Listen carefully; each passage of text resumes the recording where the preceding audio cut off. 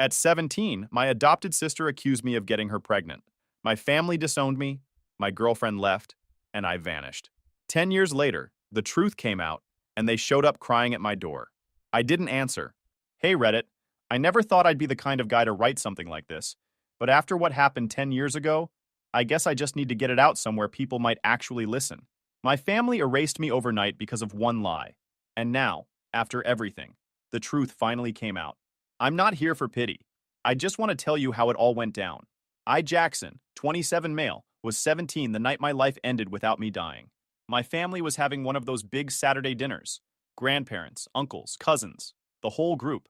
My parents loved putting on a show when the house was full.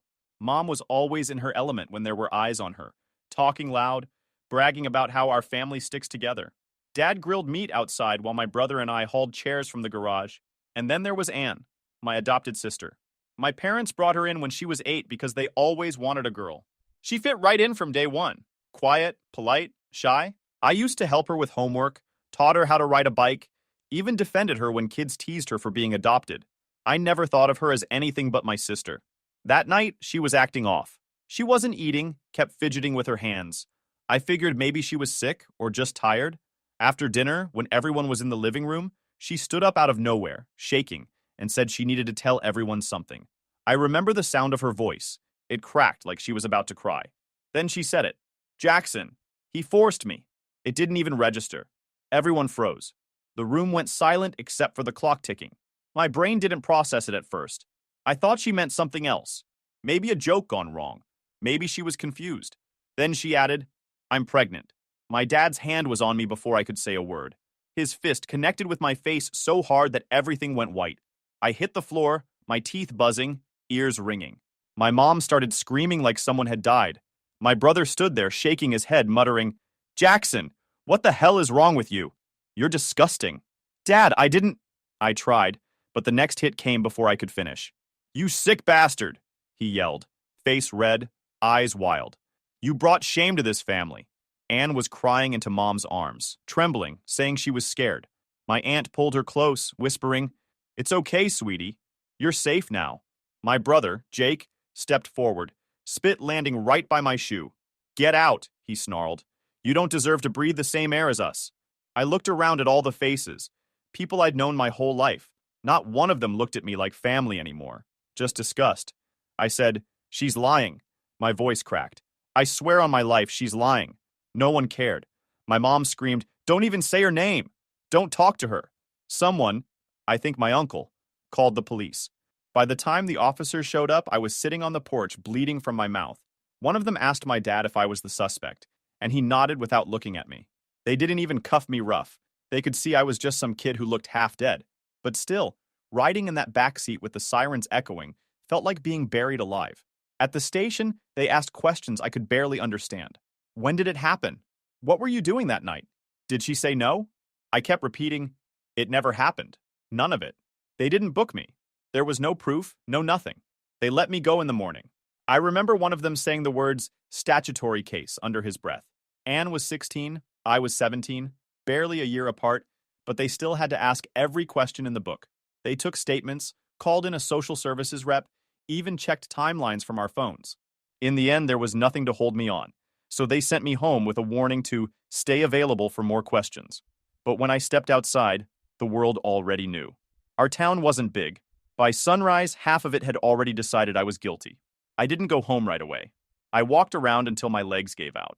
When I finally got back, all my stuff was piled on the front lawn. Clothes, school books, even my backpack. My dad stood by the door like a guard. Get out, he said. His voice wasn't angry this time, just cold. You're done here. Dad, please. You know me. I would never... Don't call me that. You're not my son anymore. I tried to reach for my mom through the doorway. She turned her face away, clutching Anne like she was the victim of a crime scene. Jake slammed the door behind them. I stood there. My hands were shaking so bad I could barely pick up my bag.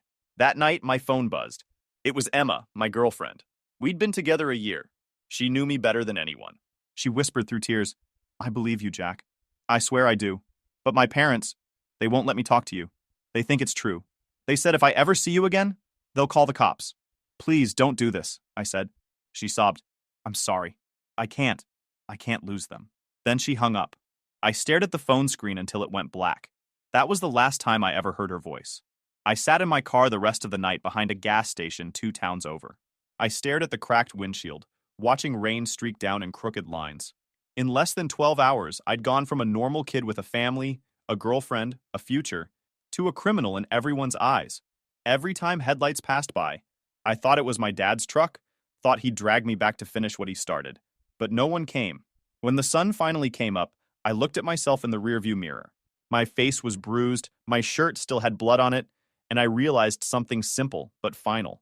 No one was coming to save me. And that's when it hit me. My family hadn't just kicked me out, they erased me. That thought sat in my chest like a stone. As I drove through the night, I didn't have a plan or a map, just the clothes on my back, a backpack, and $200 I'd had in my wallet. I drove until the gas light blinked red. The engine coughed near a sign that said, "Welcome to Maplewood." I didn't care where I was. I pulled into a parking lot behind a row of stores, the kind that looked half abandoned. My hands were shaking from hunger and cold. I'd been living off vending machine chips for days. A help wanted sign was taped to a diner window across the street. I stood there staring at it, trying to build the courage to walk in. The bell above the door jingled when I entered. A man stood behind the counter, broad shoulders, gray beard, deep lines in his face. "Can I help you?" he said, voice rough like gravel. I saw the sign," I said. "I can wash dishes. Do anything, really." He looked me over. My clothes were wrinkled. My shoes still had mud from the roadside. "You ever worked in a kitchen?" "No, sir." He grunted. "You look hungry." "I'm fine," I lied. He sighed and nodded toward the back. "Name's Andy.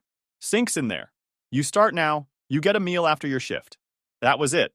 No questions, no paperwork, just work. The kitchen was small, loud, and hot. I scrubbed plates and pans until my hands went raw. The first meal Andy gave me was a half-eaten burger and fries from a customer who didn't finish. I didn't care. I devoured it like I hadn't eaten in weeks. When closing time came, I tried to hand him back the plate, saying I'd find somewhere to sleep. Andy wiped his hands and said, "There's a room upstairs. Ain't pretty, but it's got a bed and a lock. You can work it off." That was the first act of kindness I'd had in weeks. The room was small, maybe 10 feet across, with a stained mattress, a flickering bulb, and wallpaper peeling from the corners. But it was a roof, and the floor didn't move under me. I collapsed on the bed and slept for 14 hours straight. Over the next few days, I fell into a rhythm. Andy didn't talk much, but he'd grunt things like "good job." Those words meant more than any apology I'd ever gotten. One night, about 2 weeks in, I came downstairs to lock up and found Andy sitting at the counter reading the newspaper. He looked up at me and said, "Kid, what's your story?" I froze. "What do you mean?" "Got a customer in here today. Some trucker passing through. Said he saw your picture in a paper couple towns over. Some family thing." My stomach dropped. I started shaking. "That's not what it looks like." "It's a lie. My sister, my adopted sister, she made it up. I swear I never—" Andy raised a hand. "Calm down, kid. I don't care what they say." I blinked at him.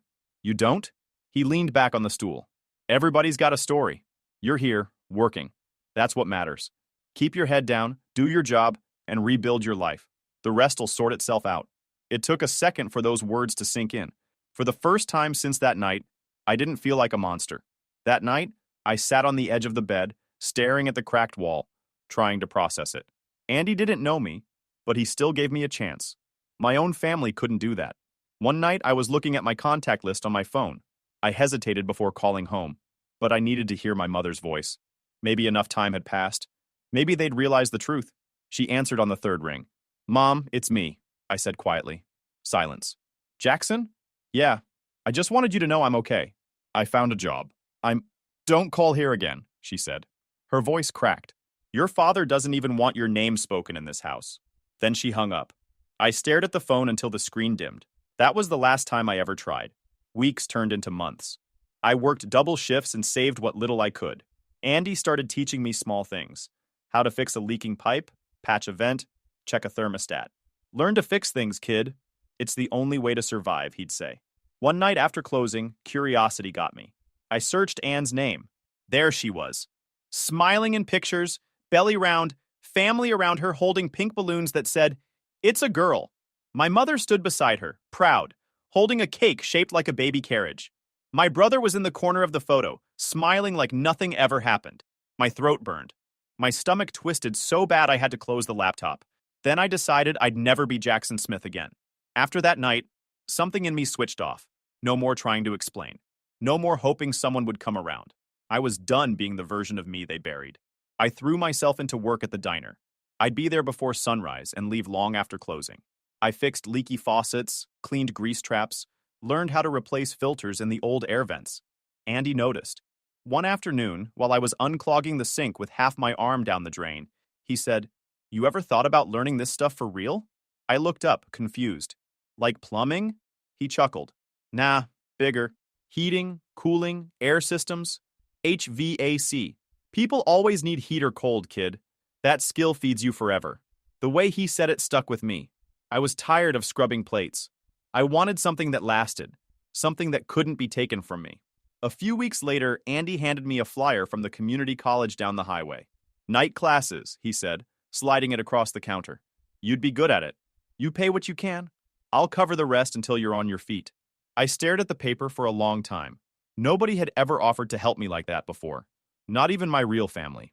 I signed up the next day. The first few months were brutal.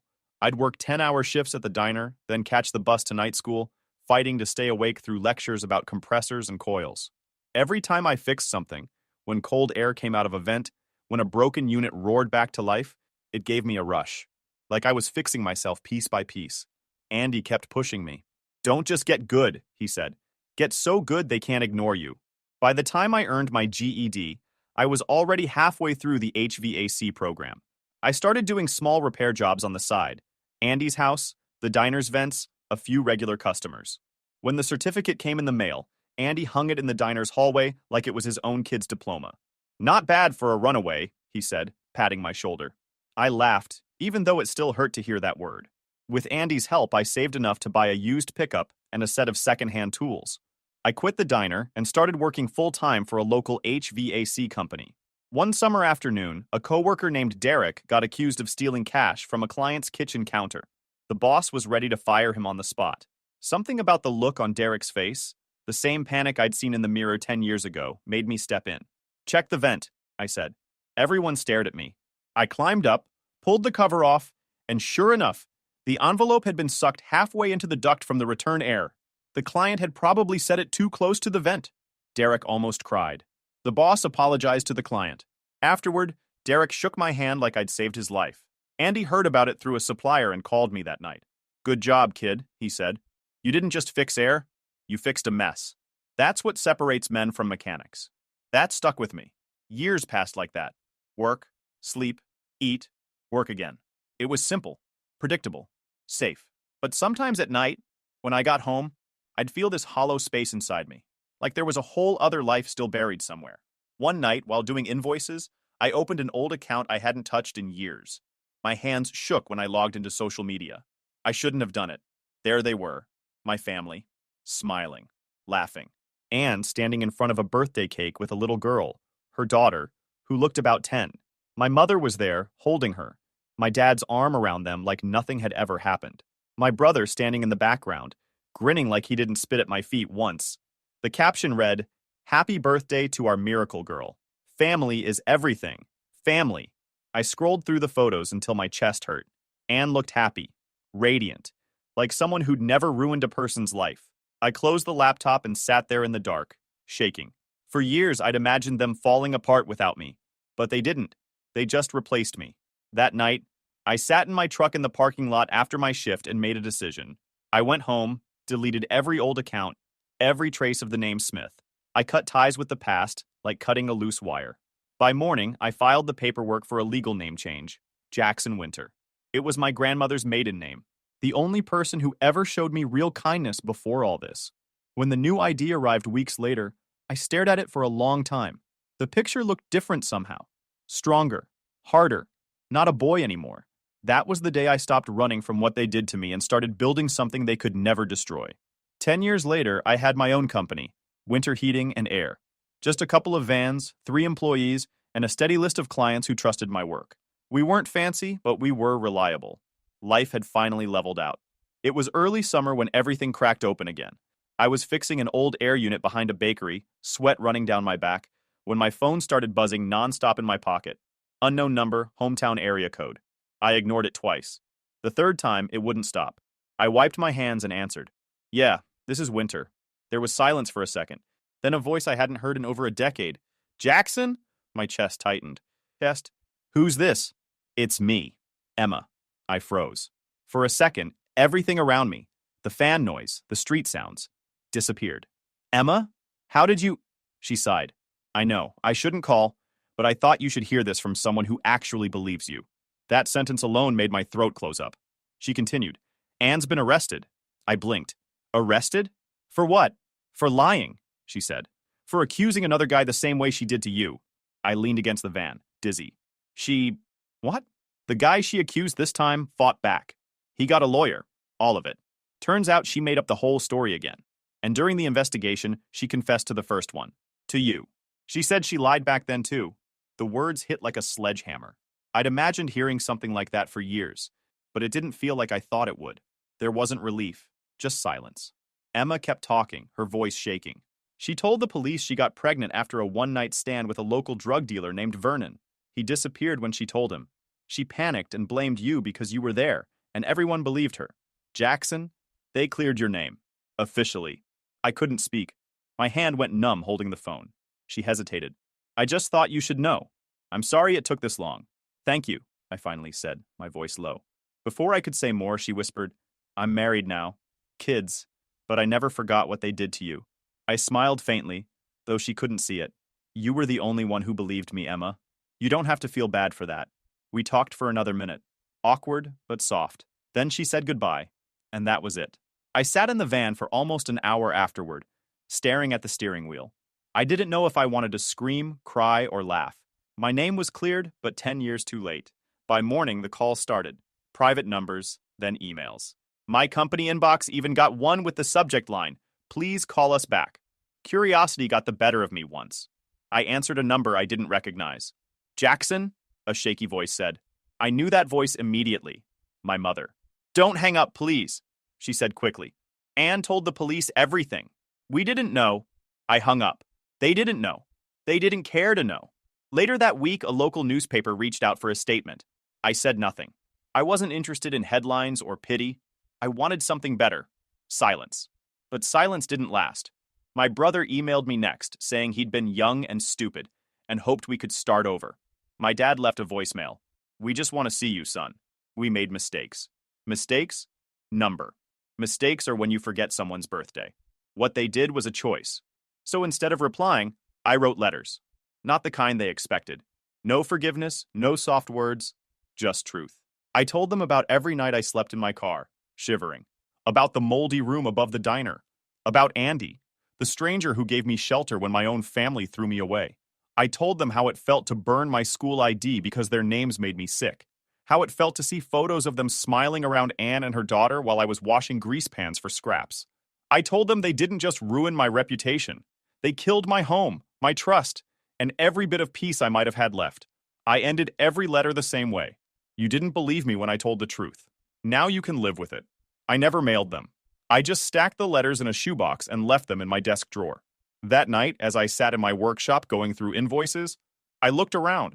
The tools, the vans, the company name painted on the walls. All built by my own hands. Everything I'd lost was gone for good, but everything I'd built couldn't be taken from me. For the first time in years, I didn't feel erased. I felt written again. Not by them, but by me. But peace doesn't stay quiet for long. Once the truth about Anne spread through town, the same people who threw me away suddenly remembered I existed. It started with a knock on my office door one afternoon. I was fixing a thermostat unit on my desk when I heard someone call my name Jackson. I froze. I turned, and there she was, my mom. She looked smaller, older, like someone had drained the life out of her. Her hair was gray at the roots, her hands shaking as she held a casserole dish covered in foil. I made your favorite, she said softly. Chicken and rice? You used to love it. For a second, I couldn't move. The smell hit me and my stomach twisted. I remembered the last time she'd cooked it, the night before everything blew up. I stood up slowly. Why are you here? Tears filled her eyes. I just want to see you. To say sorry. We were wrong. Anne lied. We know that now. I leaned against the counter. You're 10 years too late. She wiped her nose. I didn't know what to believe back then. She was crying and your father. I cut her off. You didn't even ask me. You didn't let me speak. You kicked me out and told me never to call again. She stepped closer. Please, Jack. Don't call me that, I snapped. You lost that right. She flinched, like the words hit her physically. I pointed at the door. You should go. She hesitated, setting the casserole on the counter. At least eat this, please. I stared at it. Throw it out when you leave. When the door closed behind her, I felt nothing. Not anger, not sadness, just nothing. 2 days later, my dad showed up. I was out on a service call when I saw him waiting outside the office, leaning against his truck like he owned the place. He smiled like we just had a regular argument years ago. Hey, son. I didn't answer. You've done good for yourself, he said, looking around. Business, trucks, employees. I'm proud of you. Get to the point, I said. He shifted his jaw. Your mother's not doing great. She cries every day. I figured maybe if we all sat down, cleared the air. Cleared the air? I almost laughed. You beat me and threw me out. You left me homeless. You cleared the air that night when you told me I wasn't your son. He sighed, frustrated. I was angry. You have to understand, it was a different time. Things looked bad. So you hit first, asked questions never. His face tightened. You don't have to keep holding on to hate, son. I'm not holding on to hate, I said, pulling out my phone. I'm holding on to self-respect. He frowned. What are you? I pressed a button. Security. I've got someone trespassing at the front. Big guy in a red jacket. His expression changed instantly. You're calling security on your own father?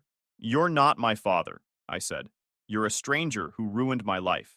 The security guard from the next building came over a few minutes later, asked him to leave. Dad muttered curses all the way to his truck, slammed the door, and peeled out of the lot. When the silence returned, I just sat there at my desk, staring at the same spot he'd stood. Meanwhile, bits of gossip reached me through old contacts. My family was falling apart. Dad had lost his job at the plant after yelling at a supervisor. Word was he'd nearly gotten arrested for it. Mom barely left the house. Neighbors said she was sickly and not herself anymore. My brother's wife had taken their kids and moved in with her parents after finding out what happened years ago. Everything they built, every illusion of being the perfect family, was cracking. People love to say karma takes its time. I'd say it arrived right on schedule. One afternoon, my employee Kevin came into the office with a small box. Hey boss, this was sitting outside the door, he said. Inside were letters. Dozens of them. My name, Jackson Smith, written on every one in shaky handwriting. No return address. I didn't have to open them to know who they were from. My mom had always been dramatic about handwriting. I carried the box into the back room, set it on a shelf above the storage bins, and walked away. That night, I sat in my office and I looked up at the window where those letters sat. I thought about all the words inside, probably apologies, excuses, maybe Bible verses about forgiveness. But forgiveness is a luxury for people who didn't spend nights sleeping in their car, wondering why no one believed them. I didn't want closure. I wanted distance. So I left the letters sealed. Every last one. I kept them in that box, locked away. They wanted forgiveness because it made them feel lighter, not because they deserved it. They didn't want me. They wanted redemption, and I wasn't giving it to them. I looked up at the sky and muttered to myself, they erased me once. Now I erase them forever. I thought that was it. The end. But the past has a way of finding cracks to crawl through. It was 3 months later when I got the letter. Plain white envelope. No return address. Inside was a single sheet of paper. Ann Williams' request to meet with you at Maple Ridge Correctional Facility. For a long time, I just stared at it. Her name looked wrong on paper, like it didn't belong in my life anymore. I threw it in the trash, then pulled it out, then threw it away again. But the thought stuck. For 10 years, I'd imagined what I'd say to her if I ever saw her again.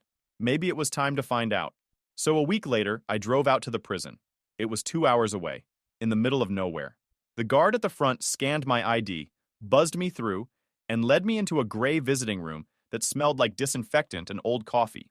I sat down at a metal table, my hands flat against the surface. Other people around me whispered quietly. Wives, kids, parents, all of them visiting people they still cared about. I wasn't one of them. Then she walked in. Anne. I barely recognized her. She was thinner, almost fragile looking. Her skin was pale, hair pulled back tight, face lined and tired. The girl who once cried in front of our family, clutching her stomach and calling me a monster, looked like a ghost now. She sat down across from me, eyes flicking up once before falling to the table. Thank you for coming, she said softly. I didn't answer. She twisted her hands in her lap. You look different. she said after a moment. Older. You look guilty, I said. Her eyes filled instantly. I deserve that. No, I said calmly. You deserve worse. She nodded slowly, tears already building. I know. And I'm sorry. For everything. For lying. For ruining your life. For all of it. Why? I asked. My voice came out low but steady. Why me? She looked down, voice trembling. Because you were safe to blame. You were quiet. You never fought anyone.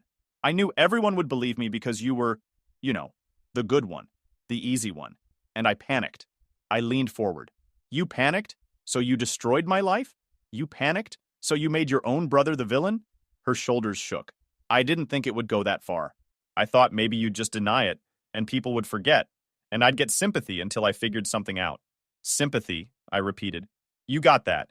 You got a house full of people loving you, protecting you, throwing parties for you while I slept in a car behind a gas station. She pressed her palms to her eyes. I know what I did. Vernon. She stopped, her breath catching. Vernon was the guy who really got me pregnant. He was a dealer. I slept with him once. When I told him I was pregnant, he laughed, said I was crazy, said if I told anyone, he'd disappear. And he did. I didn't know what to do, so I blamed you because you were there.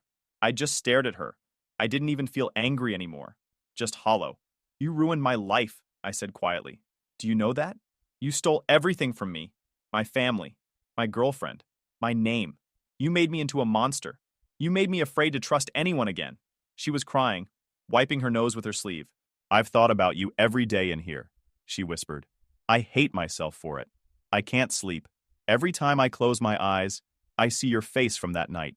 Good, I said flatly. You should see it. You should never stop seeing it. She looked up then, desperate. There's something else. My daughter, they never told her the truth, Anne said. Mom said it would confuse her to change the story. So she still thinks it's you. I stared at her, stunned. Even after everything came out? She nodded weakly. They said she's too young to understand, and that admitting they were wrong would just open old wounds. They'd rather keep the lie than face what they did. She asks about you sometimes, Anne said. She's seen your photo. Old ones from before everything. She wonders why you never came. Not mine. Walking around believing the same lie that destroyed me. I stood up, my chair scraping the floor. A few people turned to look. You don't get to tell me that, I said. You don't get to throw that on me now, like it's something I can fix. She reached out a hand, trembling. I'm sorry, Jackson. I really am. I can't undo it. I just needed you to know. I looked at her, and I felt nothing. Not relief, not closure. Just the end of something. You took 10 years from me, I said quietly. I hope you never sleep peacefully again. She was crying hard now, choking on her words. I deserve it, she said. All of it. I leaned down slightly, met her eyes one last time. You do. Then I turned and walked out. The guards didn't say a word as they buzzed the door open. I got into my truck and sat there, hands gripping the wheel, staring at the fence in front of me. I thought I'd feel free after seeing her, like I'd won somehow. But I didn't. There was no victory in it, just exhaustion. Some things don't fix when the truth finally shows up. Some things stay cracked, even when you stop caring. But as I started the engine and pulled away, I realized something. Walking away, not forgiving, not exploding, just leaving, that was its own kind of power. For the first time, I didn't feel erased. I felt finished. A year passed after that visit to the prison, and life settled into something that finally made sense. I sold my old small house and bought a new decent one just outside the city. 3 bedrooms, fenced yard, nothing fancy. But it was mine. Every wall, every nail, paid for with work I earned myself. Then there was Rachel. I met her through one of my clients. She was a graphic designer who came in to redo the company logo. I didn't plan on dating anyone, but she had this calm about her. She didn't ask too many questions about my past, just said, whatever it was, you're not that guy anymore. We'd been together a year now. She moved in with her cat, and I got a rescue dog named Edgar. Between the 3 of us, the house finally felt alive. Work, Rachel, Edgar, peace. Then, one morning, an envelope came in the mail with no return address. My stomach tightened. I thought it might be another apology from my family, but when I opened it, the name inside made me stop. David Kenderson. The second man Anne had accused. His handwriting was neat and short, straight to the point. Mr. Winter, I'm filing a civil case against Anne for defamation and emotional damage. You deserve that justice too. My lawyer says your testimony would help both of us. If you're interested, call me. I read it twice. Then I called him that afternoon. We met at a coffee shop the next day. He was around my age, maybe a few years older. He shook my hand like we'd known each other our whole lives. Feels weird, doesn't it? He said. Being connected by something that messed us both up? Yeah, I said. But I guess we both survived it. We spent an hour talking through everything. When he asked if I wanted in on the lawsuit, I didn't hesitate. I'm in, I said. The case took months, but this time I wasn't running or hiding. I showed up in court, sat across from Anne, and told the truth. Calm, steady, without anger. I didn't even look at them when I spoke. The lawyers laid everything out. The false accusations, the manipulation, the emotional damage, the proof she'd done it twice. When the judge finally ruled, the courtroom went silent. Walking out of that courthouse, I felt lighter than I ever had. My reputation was officially clean, but it was more than that. It was like a ghost had finally stopped following me. For once, my name wasn't buried in shame. It stood next to words like truth, justice, vindication. Then the voicemail came. It was late, almost midnight. I was finishing invoices in my office when my phone buzzed. Unknown number, hometown area code. I almost ignored it, but it went to voicemail, and something made me listen. Son, it's Dad. I don't know if this number's even right anymore. Your mother found it online. I don't have much time. The doctors say it's cancer. Stage 4. I don't want anything, I swear. I just want to see you. One last time, before it's too late. The message ended with a long pause, then a shaky breath. Please, I'm sorry. I was wrong. Please, son. I sat there for a minute, staring at the phone. Then I hit play again, and then I deleted it. Not out of anger, not out of revenge, just nothing. I remembered the night he punched me, the look in his eyes, the way he told me I wasn't his son anymore. I remembered sleeping in my car behind the gas station, tasting blood and rain. He chose his truth then. I was choosing mine now. I whispered to myself, they threw me out into the cold once. Now I fix other people's air. That's irony, I guess. And peace. They erased me once, but I rebuilt myself. And this time, my story ends on my terms. Steady, quiet, and always north. YouTube just dropped this new hype feature. If you're hooked on this story, smash that hype button.